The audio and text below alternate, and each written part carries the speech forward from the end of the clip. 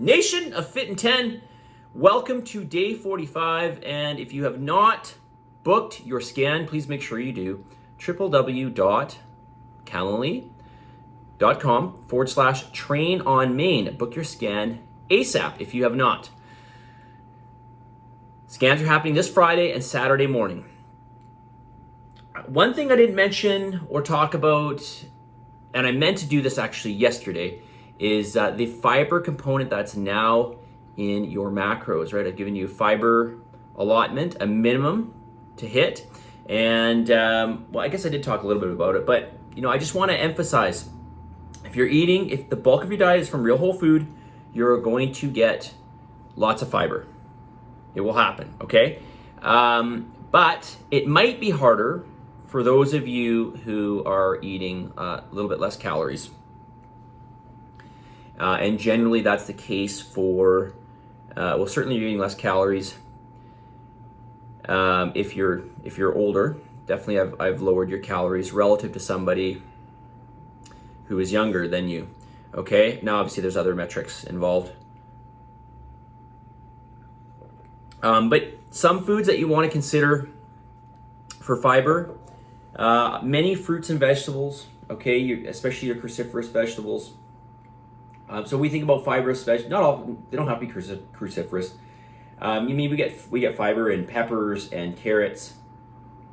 We certainly get them in, as I mentioned, cruciferous vegetables like broccoli and cauliflower and Brussels sprouts and asparagus. A lot of your vegetables, you're going to see fiber.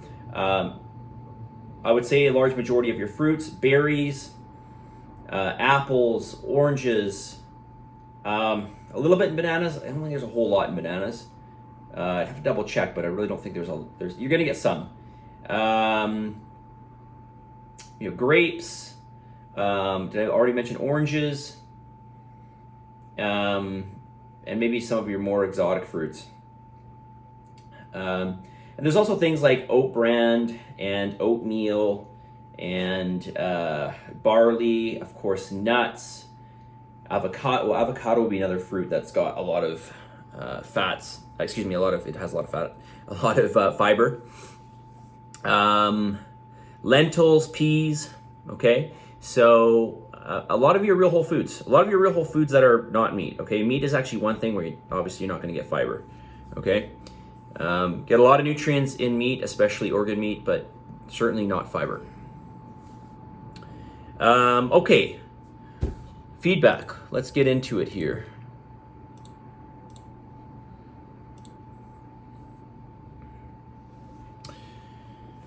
Name something specific you can improve upon for the following week. Meeting my macros. I know it's about prep. You have always mentioned that you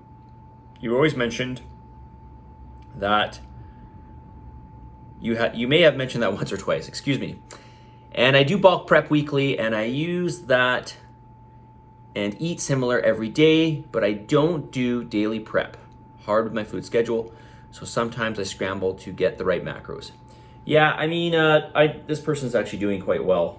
And I say actually because, again, this person is not pre-making their food, but if you really want to hone in, and if you really want to be within 5% of those macros, the easiest or the surest way, I should say, to do that is to prep, obviously, right? That's how you'll know for sure. But if you become acquainted with the foods that you eat, right? Like, so if you're eating, which is the case for most people, if you're eating sort of the kind of regular food throughout your schedule, maybe not, you're not replicating food exactly every single day, but there is a bulk of food that you eat and you sort of cycle through those foods day to day or week to week. And you get to know the macros, you kind of just portion things out. You can, over time, know exactly how much of what you have to have, like literally. And it does become really, really powerful. Is there anything you would like me to cover in this week's video series? Oh, actually, one thing I just want to say on that. I know I say this over and over, but I'm going to just mention it again. Just work on getting a protein-strong food, which, reminder, nuts and lentils and peas are not protein-strong foods, okay? Nuts are fat-strong foods. Lentils are lentils, peas, etc. Those are carbohydrate strong foods, Work on getting a protein strong food, a carbohydrate strong food. Work on that, and then you may have to add in some fat at a meal or two, but generally speaking, you're going to get some fats from the other foods that you eat, especially if you're eating meat. Okay, even lean meat's going to have a little bit of fat in it. It's hard to forget how short a time we have covered. Want ultimate results right away. Had a good first scan and can see I've made progress, but still need to remember that it has only been about 5 weeks. So should not expect to see complete transformation at this time. And understand that it takes time. Also keep in mind that the goal is not to finish after 10 weeks, but that it is just a kickoff, a start for what needs to be a lifetime pursuit. Yeah, I mean, unless you just want to do transformation or you want to see a certain level of transformation and then you don't care after that. I mean, there have been people who have done the challenge and that was their goal. It was just like, hey, I'm going to clean up my diet for 10 weeks and I'm going to just see what I can do and then revert back. It's happened. But yeah, ultimately this is just the start of hopefully something you're going to maintain. And if you choose to do anything differently after this challenge, chances of you holding on or chances of you progressing further are going to be slim to none. All right, you have to watch the types of foods you eat and you have to watch the amounts. It's just that simple. So, whatever system you want to follow for that, I mean, there's other systems you can follow. They're not going to be as accurate, but in my mind, knowing your caloric intake and your macro intake, at least within 10%, is a game changer. It is a game changer. So you've got to keep something up moving forward. If your health and your body composition, especially your body composition, matters to you, you've got to keep something up. So you'll always find me resorting to this. I mean, this has really been the way I've done things, well, macro-wise, basically since 1998. So how long is that? 25 years?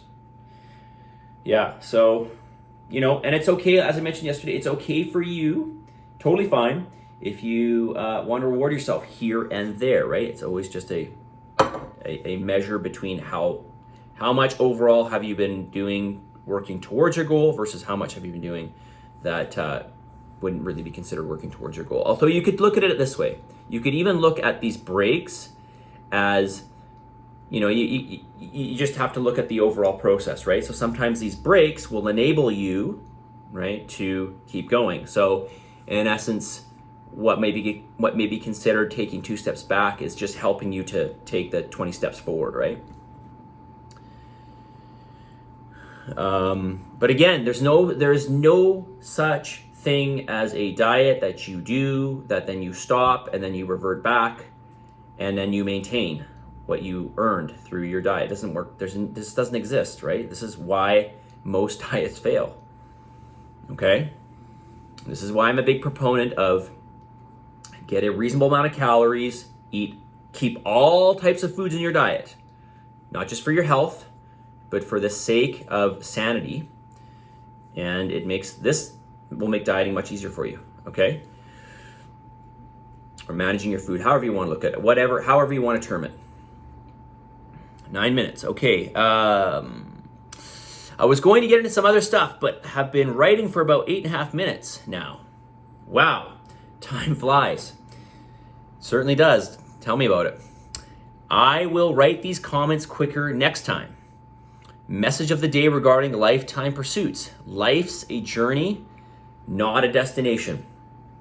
There's actually something about this saying. I could not really appreciate that until, I appreciate this more and more every day.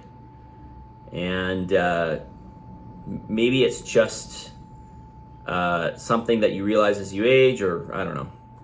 But it's something actually, especially over the last 5 years, that I appreciate this more and more and more and more. Probably if not like more over the last 2 years even.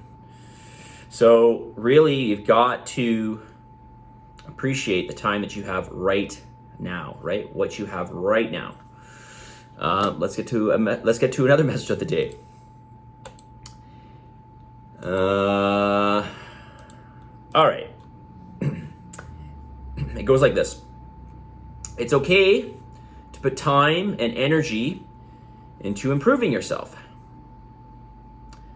Yeah, it's not really that great of a saying, but it's a really important one. It's okay for you to put time and energy into yourself, especially into improving yourself. Okay, this is necessary, and I bring this up because there was a challenge I held maybe, I don't know, 3 years ago or something, and there was one person I distinctly remember who dropped out because their partner was not happy that they were putting in this extra time into improving themselves.